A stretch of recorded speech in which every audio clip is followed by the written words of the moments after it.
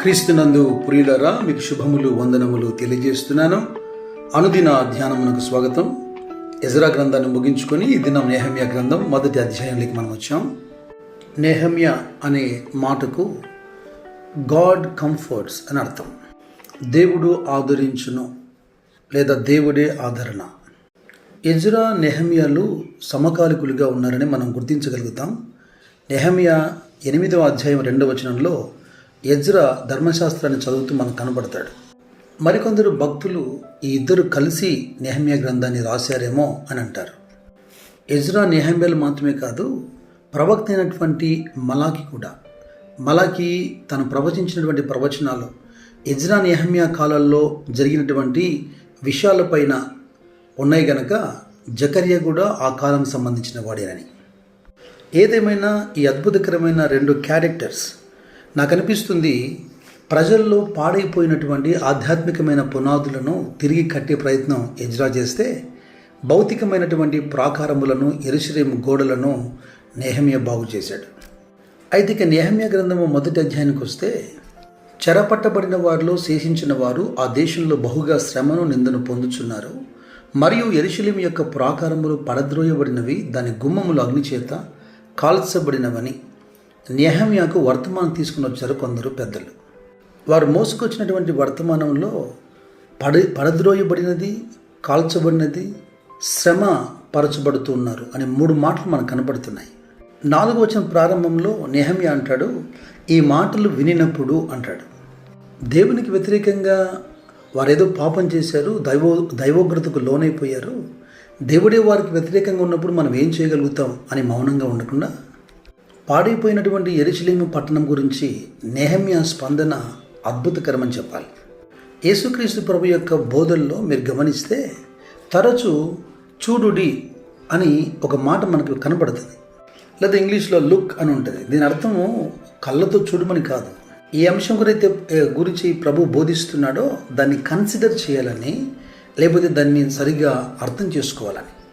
మరొక వైపున చూడుడి అనే మాట ఆ పాపంలో లేదా ఆ వ్యసనంలో పడిపోకుండా ఒక హెచ్చరిక కూడా మనం చూడాలి.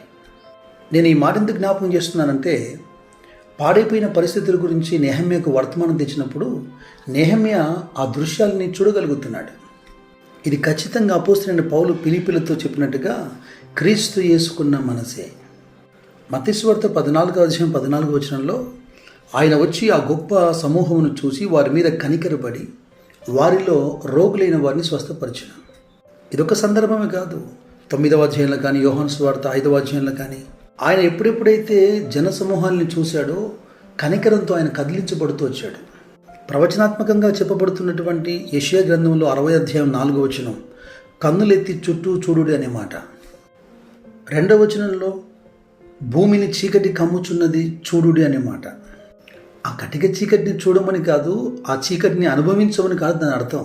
అలాగే చీకటి భూమిని కమ్ముతూ ఉంది కనుక ఆ చీకటిని పారద్రోలి లెమ్ము తేజరిల్లుము అని పిలుస్తున్నాడు. ఆయన ఈ లోకానికి వెలుగుగా వచ్చాడు కదా. అయితే ఆయన వెళ్తూ చెప్పిన మాట ఏంటంటే, లోకమునకు మీరు వెలుగుగా ఉన్నారని, కనుక నువ్వు లెమ్ము ప్రకాశించుము, యెహోవా నీ మీద ఉదయిస్తున్నాడు. ఇప్పుడు నీ ద్వారా ప్రజల్లో ఉన్న చీకటి పారద్రోలబడి వెలుగుమయం కావాలని. ఎప్పుడైతే నెహెమ్యా యెరూషలేము గురించినటువంటి ఆ సమాచారం విన్నాడో అతని యాక్షన్ చూడండి. నేను కూర్చుండి ఏడ్చి కొన్ని దినములు దుఃఖముతో ఉపవాసం ఉండి ఆకాశమందలి దేవుని ఎదుట విజ్ఞాపన చేసి తిని. సాధారణంగా గ్రామాల్లో మందిరాలు కట్టబడుతున్నప్పుడు పట్టణాల్లో స్థిరపరచబడిన తమ కుమారులు కుమార్తెలు తమ బంధువుల యొద్దకు వెళ్ళి మందిరం కోసం కొంతమంది పెద్దలు సహాయం అడుగుతూ ఉంటారు. ఈ కోణంలో నెహెమ్యా స్పందించలేదు. వచ్చిన వారికి తన వంతుగా ఏదో ఆర్థిక సహాయం చేసి పంపలేదు. తన స్థాయిలో ఏం చేయగలుగుతాడో కూడా ఆలోచించలేదు. స్థాయికి మించి ఆలోచిస్తున్నాడు అంటున్నాను. అసలు తాను ఏం చేయగలుగుతాడో అన్న అంశం ఇక్కడ ప్రారంభమవుతుంది. కొన్ని దినాలు ఉపవాసం ఉండి దుఃఖముతో కన్నీళ్ల ప్రార్థనలో. 5-6 వచనాల్లో ప్రజల పాపములు, పితరుల పాపములు ఒప్పుకుంటూ ప్రార్థిస్తున్నాడు. చాలా స్పష్టంగా తేటగా యెరూషలేము దేవుని వ్యతిరేకంగా ప్రవర్తించింది గనక శత్రువు చేతికి అప్పగించబడిన సంగతి అందరూ బాహాటంగా ఎరిగి ఉన్నారు. మన కళ్ళెదుట ఎవరైనా మనుషులు తప్పిదం పాపం చేసి కాస్త వారి శ్రమను పొందుతూ ఉంటే మనం వారి పట్ల ప్రవర్తిస్తున్న తీరు ఒకసారి ఆలోచన చేయండి. ఇటువంటి మనస్సు, ఇటువంటి ప్రార్థన ఎజ్రాలో మనం చూస్తాం 10వ అధ్యాయం మొదటి వచనంలో. నెహెమ్యా 9వ అధ్యాయము 1-2 వచనాల్లో చూస్తాం. దానియేలు గ్రంథం 9వ అధ్యాయంలో కూడా మనం చూస్తాం దానియేలు యొక్క ప్రార్థన. యాకోబు తన పత్రికల్లో ఇలాగూ రాసి ఉంచాడు కదా, మీ పాపములను ఒకనితో ఒకడు ఒప్పుకునుండి మీరు స్వస్థత పొందినట్లు ఒకని కొరకు ఒకడు ప్రార్థన చేయుడి. నీతిమంతుని విజ్ఞాపన మనపూర్వకమై బహుబలము గలదిగా ఉంటుందని. అయితే నెహెమ్యా చేస్తున్నటువంటి ఈ ఉపవాస ప్రార్థన, కన్నీటి ప్రార్థనలో ఓ జ్ఞానయుక్తమైన మాట మనకు కనబడుతుంది. 8-10 వచనాలు మీరు గమనించండి. నీ సేవకుడైన మోషేతో నువ్వు సెలవిచ్చిన మాట జ్ఞాపకం తెచ్చుకొను. అదేదనగా, మీరు అపరాధం చేసినలా జనులలోనికి మిమ్మల్ని చెరగొట్టేదను. అయితే మీరు నా వైపు తిరిగి నా ఆజ్ఞలు అనుసరించి నడిచిన ఎడల భూదిగంతముల వరకు మీరు తోలివేయబడినను అక్కడి నుండి సహా మిమ్మను గూర్చి నా నామం ఉంచుటకు నేను ఏర్పరచుకున్న స్థలమునకు మేము రప్పించేదని నువ్వు సెలవిచ్చితివి కదా. శ్రమ అనుభవిస్తున్న ప్రజలపైన దేవుని యొక్క నిబంధనను, వాగ్దానాన్ని జ్ఞాపకం చేస్తూ, దయచేసి ఆ ప్రజల పక్షాన నేను చేస్తున్న నా ప్రార్థన ఆలకించి నా ఆలోచన సఫలపరచుము అని మొరుపెడుతున్నాడు. మీరు కూడా ఈ విషయాన్ని జాగ్రత్తగా గుర్తుపెట్టుకోండి.